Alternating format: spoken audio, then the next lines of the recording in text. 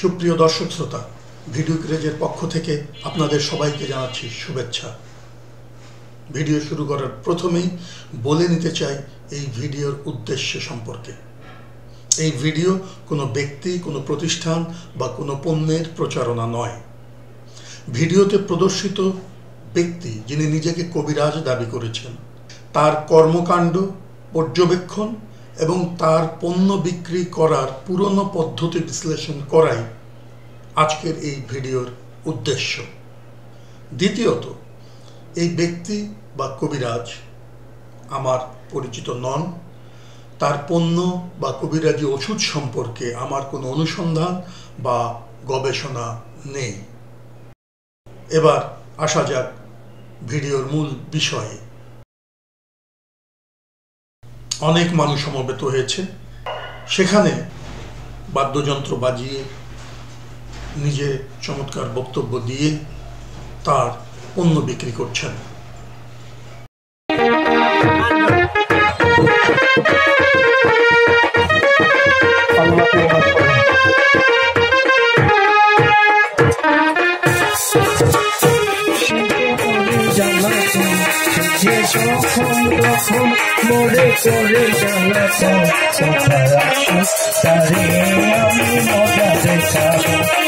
চটুল ও হাস্যরসাত্মক গল্প বলে এই লোক খুব সাধারণভাবে, স্বাভাবিকভাবে তার বক্তব্য শুরু করলেন। যারা প্রেম করে সেট খাইছেন, প্রেম করে যারা সেট খাইছেন, আমার মাল লোক আমি প্রেম করে 2বার সেট খাইছি। ছোট্ট করে মা তুমি একটা গাও, কিন্তু সবার দিকে চাইবা, এটা বুড়োর দিকে কম চাইব, কারণ বাজারে বুড়ো নজর ভালো না।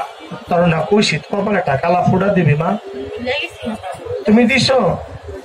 এই পর থেকে তুমি আজকে নতুন আসছো, এই পর থেকে কপালে কালা ফোটা দিয়েইবা। মানুষ ধরে রাখার এটি তার একটি কৌশল।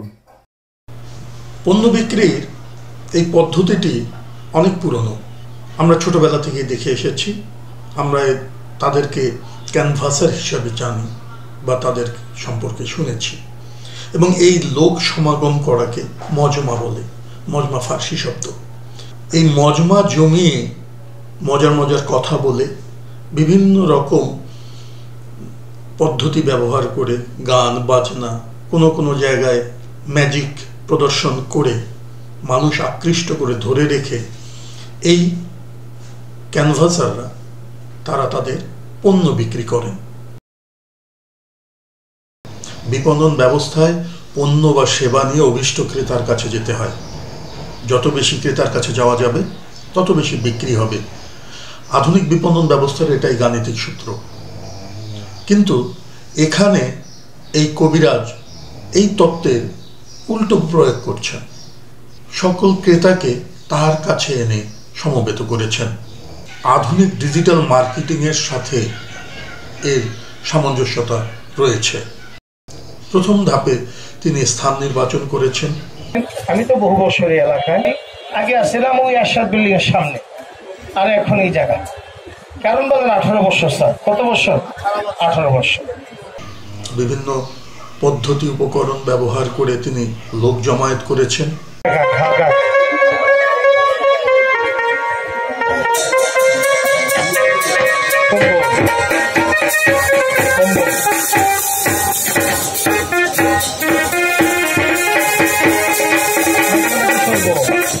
মানুষকে তার পণ্য সম্পর্কে অবহিত করেছেন। ডাইরেক্ট শীত উপলক্ষে ডাইরেক্ট গাজর দিয়ে, কাঁচা গাজর, ডাইরেক্ট বিট ফল দিয়ে, কাঁচা আমলকি রসে ভাপিত করিয়ে, উলখড়িতে জালিত করিয়ে, সপ্ত নিশীতে রাখিয়া, ডাইরেক্ট ঘি মধু দিয়ে জংলার 62টা গাছকে কবিরাজি বিধান মতো শোধন করে একটা প্রোডাক্ট আমরা শীতের তৈরি করি। এটার নাম ন্যাচারাল বনাজি শেরশা। একটু খেয়ে যান, গান শুনে। তার ব্যক্তিগত সাফল্য বর্ণনা করেছেন, পণ্য ক্রয়ে মানুষকে উদ্বুদ্ধ করেছেন। ফ্রি সার্ভিস ঘোষণা করে তিনি অফার দিয়েছেন এবং পণ্য বিক্রি করছেন।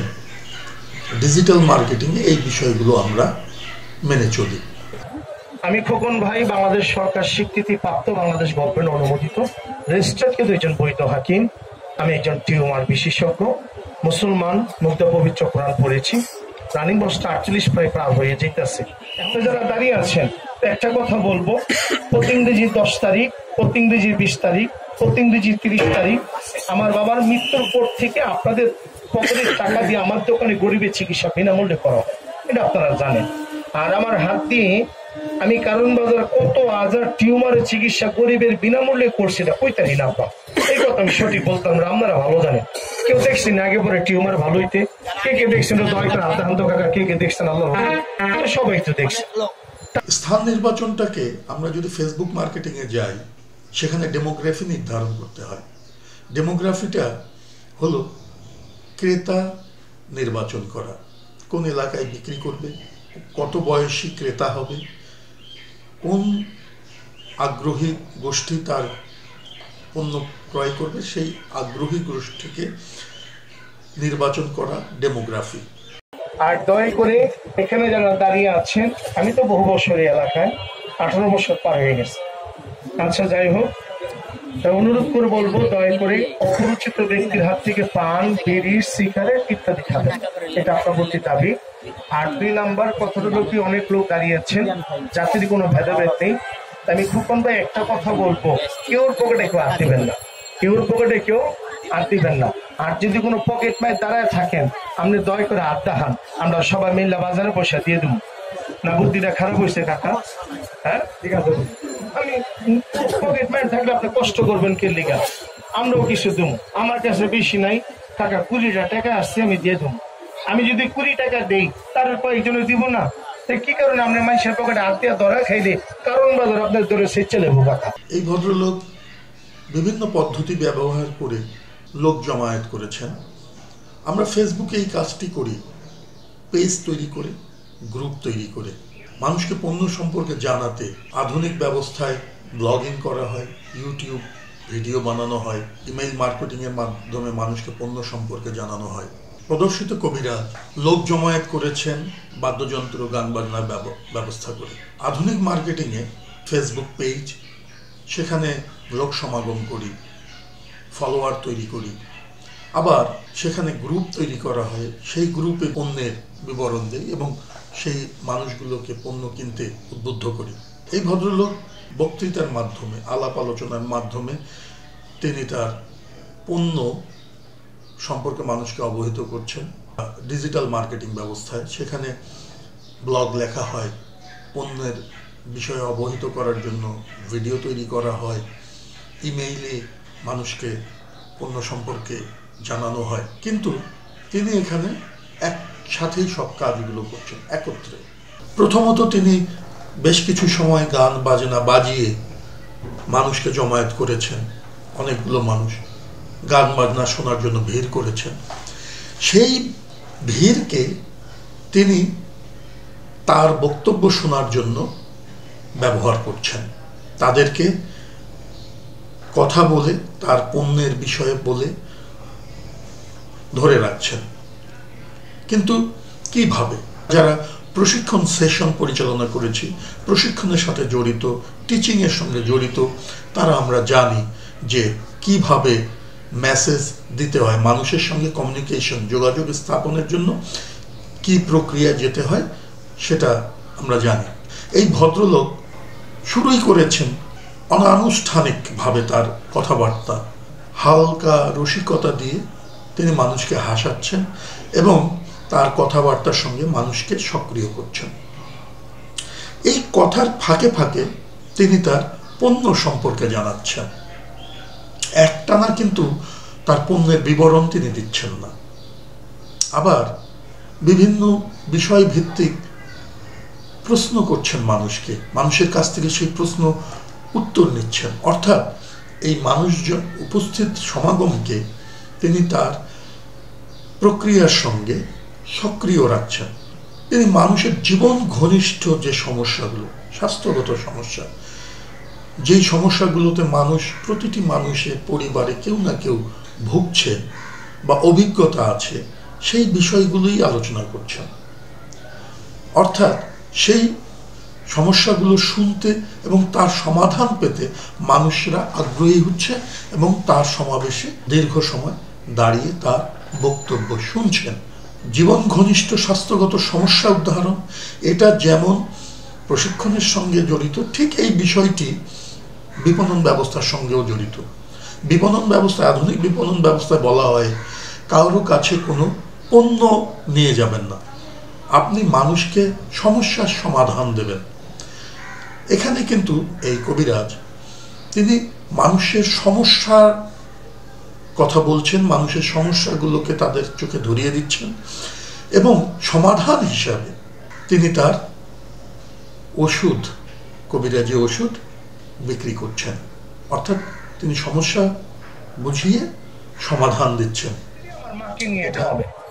মা বোনদের দুইটা সমস্যা হয়, এটা মৃত্যুর ঝুঁকি থাকে 95%। অনেক মা বোনদের সাদা স্রাব ভাঙে, অনেক মহিলাদের রক্তস্রাব হয়, অনেক মা বোনরা আছে স্বামীর কাছে মুখ ফুটে বলে না। আপনি একটা কাজ করবেন, যদি রাজপথ ঘৃণা করেন বাংলাদেশে যে কোনো প্রান্তে পাবেন, দেখেন তো চিনেন কিনা, হামদা, সাধনা, শক্তি, কুণ্ডশ্বরী, মুজাহেদ, শ্রী দুর্গা, এমপি, বেঙ্গল, যে কোনো হামদাদের ওষুধ বর্তমান যে কোনো ফার্মেসিতে পাওয়া যায়। যে বলবেন এটা অমৃত সুধা দেন, দাম 250 টাকা নিব। কত? 250 টাকা। আমার মাকে একটা বোতল খাওয়া 7 দিন, 7 দিনের ভিতরে আপনার পরিবার আপনার হাত ধরে বলবে, স্বামী গো, শুক্রবার দিন কারণ বাজার ফাইলে নিয়ে দিয়েছিলাম, এটা খাওয়ার পর আমার সাদা স্রাব পড়া কমে গেছে, আমার হাত পা জ্বালা পোড়া কমে গেছে। এটা নিয়মিত সেবনে রক্তস্রাব বন্ধ। যদি চিকন থাকে মহিলা, হালকা মিডিয়াম স্বাস্থ্য করতে চান, তাহলে ওষুধ খাওয়ার পর 1 প্রকার কাঁচা হলুদ খাওয়াই দিয়ে স্বাস্থ্য পরিবর্তন হবে। গান্ধী হয়ে গেছে।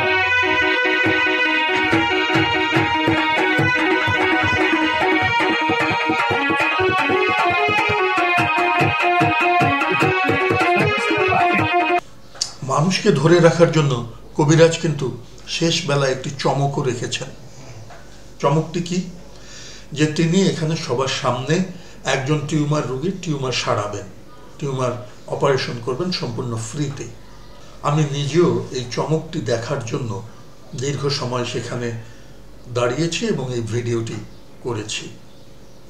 এই কবিরাজ তিনি বাজার বা মার্কেটিংয়ের যে নিয়ম কানুন তো মেনেছেনই, পাশাপাশি প্রশিক্ষণ বা টিচিং বা সাধারণ মানুষের সাথে যোগাযোগ স্থাপনের যে কৌশলগুলো, সেগুলোকে সফলভাবে প্রয়োগ করেছেন এবং তার পণ্য বিক্রয় করেছেন। এটাই হচ্ছে ক্যানভাসিং। আজকালকার দিনে এটাকে পুরনো জটিল পদ্ধতি মনে করে অনেকে অবজ্ঞা করতেও পারেন, তবে একটা সময় এটা সফল ব্যবস্থা ছিল, সফল পদ্ধতি ছিল মানুষের কাছে কাছে গিয়ে পণ্য বিক্রয়ের। কেউ দেখছেন আগে পরে টিউমার ভালো হইতে, কে দেখছেন দয়টা হান্ত কাকা, কে দেখছেন আল্লাহ, সবাই তো দেখছে। টাকা লাগেনি কাকা, টাকা লাগেনি আব্বা, কথা কন না কেন, টাকা লাগে না। টিউমার জানি কার কার আসেনি, টিউমার আসেন, ভিতরে আসেন। নাম কি? দেশে বাড়ি কোথায় বাবা? আমি টিউমারের চিকিৎসা করে, আপনি কিভাবে জানেন? আমার এক লোক আছে, ওই লোকে আমার আনছে নাকি? হ্যাঁ, আপনি কি গ্রামেই থাকেন? আর টিউমার জনিকার হাতের ভিতরে এক ছেলে, বাবা তো খারাপ লোক। কোথা থেকে আসছেন আপনি? কোথা থেকে আসছেন? চিকিৎসা থেকে আসছেন? কোন জায়গায় টিউমার? অনেক রে বড় বাবা, এদিক করুন আমার সাথে। একটা কথা বলি, আমি তো টাকা নেই না, দাবি আছে একটা। যদি আল্লাহ 2 মিনিটে ভালো করে, আমার বাবা নেই, আপনি আমার চাচার বয়সী, আল্লাহ 2 থেকে 3 মিনিটে ভালো করে শুক্রবার দিন তো জুম্মার নামাজ পড়ে আল্লাহ কাছে হাত তুলে বলেন, আল্লাহ গো, হাকিম সাহেবের হাত থেকে যারা গরিব মানুষ ওষুধ নিয়ে খায়, আল্লাহ তুমি সবাইকে ভালো করো। না বেশি চেয়েছি কাকাটা? আচ্ছা, ওনার টিউমারটা করে দিয়ে ফেনি থেকে এসে লোকটা গরিব মানুষ, কে কে খুশি হবেন করে দিলে তার দাম তো কাকারা করে দিন, বসে চলো। আরেকটা জিনিস বাবা রে, একটু খারাপ লোকটা ফেরিতে আসছে, তোমার হাতে নাম দিচ্ছি বাবা, এখানে বসেন কাকা, গান দেন। আপনার ভিতরে থাকে না, গান শুনেন, টিউমারের চিকিৎসা গান দেন। সোয়ালাই ভরা ঝেল খাইতে বাড়ির কাছে বাড়ি নাই সোয়ালাই ভরা ঝেল খাইতে বাড়ির কাছে বাড়ি নাই সোয়ালাই ভরা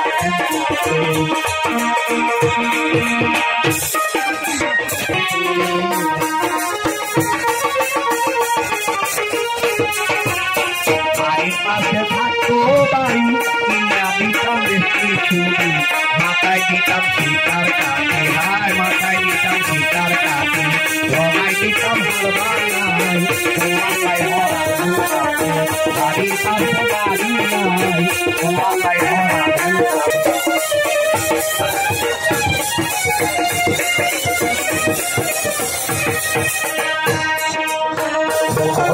লাইলা পাখি তোরে কেমনে পাইলা